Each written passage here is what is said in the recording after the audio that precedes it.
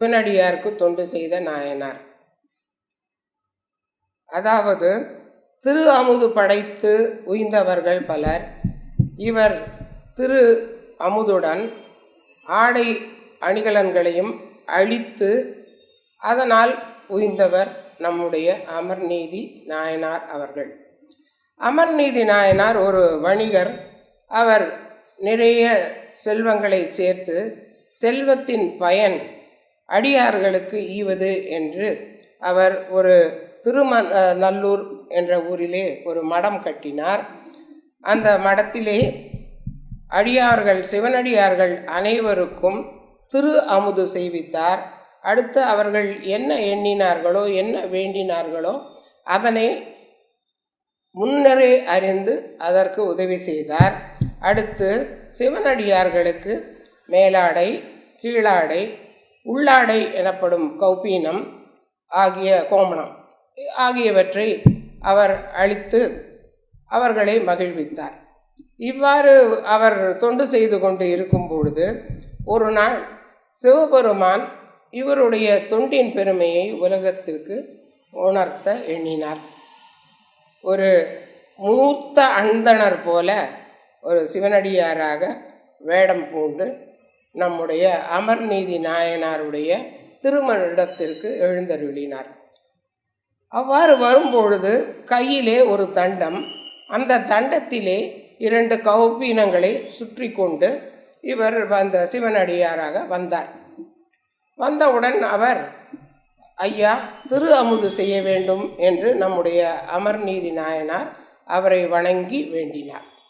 உடனே அவர் நான் போய் குளித்து விட்டு வருகிறேன் என்று செல்லும் பொழுது தண்டத்தில் இருந்த ஒரு கௌபீனத்தை எடுத்து நம்முடைய அமர்நீதி நாயனார் அவர்களிடம் அளித்து, இதனுடைய மகிமை உங்களுக்கு தெரியாது, இது மிகுந்த மேன்மை பொருந்தியது, ஆகவே பத்திரமாக வையுங்கள் என்று கொடுத்தார். இவரும் மற்ற கௌபீனங்களில் இருந்ததுடன் சேர்க்காமல் தனியாக எடுத்து வைத்தார். நம்முடைய சிவபெருமானாகிய அந்தணரும் போய் சென்று பிறகு நல்ல மழை கொட்டும் மழையிலே திருமடம் வந்தார். வந்தவுடனே அவர்களுடைய ஆடையெல்லாம் நன்றாக நனைந்து விட்டது. ஆகவே உள்ளே வைத்திருக்கின்ற என்னுடைய கோமணத்தை கொடு என்று கேட்டார். நம்முடைய அமர்நீதி நாயனார் அங்கே சென்று பார்த்தால் அந்த கோமணத்தை காணவில்லை. எங்கும் தேடினார், கிடைக்கவில்லை.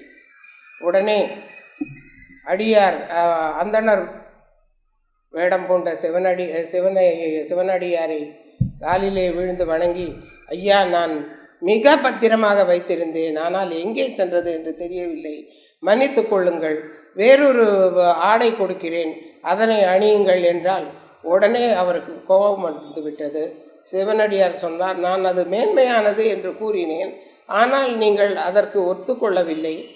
இப்பொழுது அதனை தொலைத்து விட்டு அதனை கொண்டு மற்றவர்களுக்கு தானம் செய்யலாம் என்று நினைக்கிறீர்களா என்று வெகுண்டார். இவர் அழுது தொழுது பார்த்தாலும் சிவனடியார் இறங்குவதாக தெரியவில்லை. உடனே அமர்நீதி நாயனார், நான் அந்த கோமணத்திற்கு பதிலாக கௌபீனத்திற்கு பதிலாக அதற்கு ஈடான கௌபீனத்தை தருகிறேன் என்றார். ஓரளவுக்கு சரி என்று ஒத்துக்கொண்டார். தராசு கொண்டு வரப்பட்டது.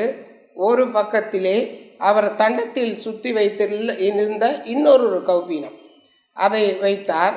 இவர் தான் சிவனடியார்களுக்காக கொண்டு வந்த கிழிந்த ஆடை அல்ல, புதிதாக நெய்யப்பட்ட கௌபீனங்கள் ஆகிய அதை ஒரு பக்கத்தில் வைத்தார்.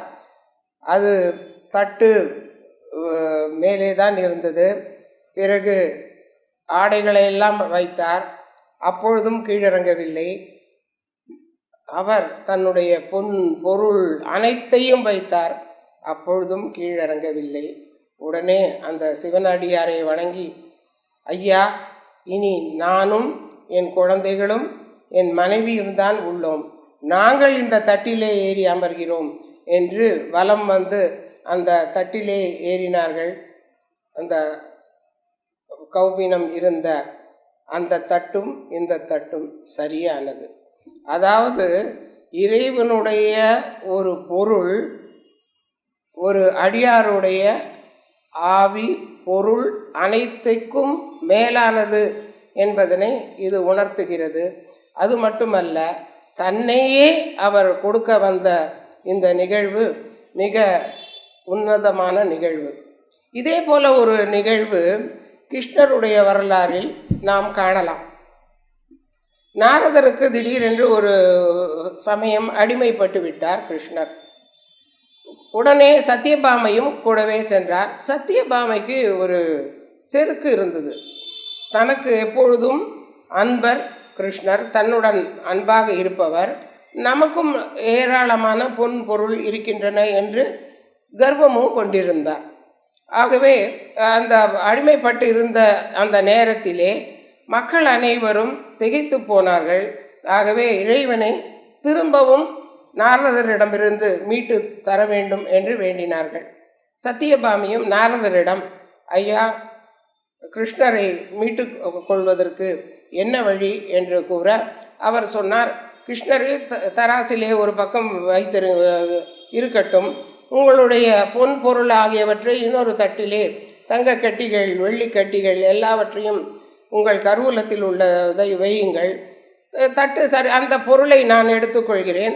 சரியானவுடன் கிருஷ்ணரை விடுதலை செய்து உங்களிடமே அழைத்து விடுகிறேன் என்றார். அதற்கு சத்தியபாமியும் சம்மதித்து இறைவன் கிருஷ்ணர் ஒரு தட்டில் அமர்ந்தார். இவர் தன்னிடம் இருந்த தங்க கட்டிகள் வெள்ளிக்கட்டிகள் மற்ற பொன் பொருள் அனைத்தையும் ஒரு தட்டில் வைத்தார். ஆனால் தட்டு இறங்கவே இல்லை. பிறகு என்ன செய்வது என்று தெரியாமல் அவர் திகைத்த பொழுது திடீரென்று அங்கு வந்த ருக்மணி என்ன ஆயிற்று என்று வினவ, ஆகா, இந்த தட்டு இறங்கவில்லை, அவ்வளவுதானா, இந்த பொருள் அனைத்தையும் எடுத்து விடுங்கள் என்று தான் பூஜை செய்த ஒரு துளசி இலையை இன்னொரு தட்டிலே வைத்தார். தட்டு சரி சமமானது. ஆகவே இறைவன் பொன் பொருளுக்கு ஈடானவன் அல்ல, அவன் பக்திக்கு ஈடானவன். ஆகவே அமர்நீதி நாயனார் தன்னுடைய உடல் பொருள் ஆவி அனைத்தையும் இறைவனுக்கு ஈடாக கொடுக்கும் பொழுது இறைபக்தி மிக அவர் சிவபெருமானால் ஆட்கொள்ளப்பட்டு அவர் மேல் உலகத்தை சிவனடியை அடைந்தார் என்பது இதன் மூலம் நாம் கண்டுகொள்ளலாம். ஆகவே இறைவனுக்கு ஈடு பக்தியே தவிர பொன்பொருள் அன்று.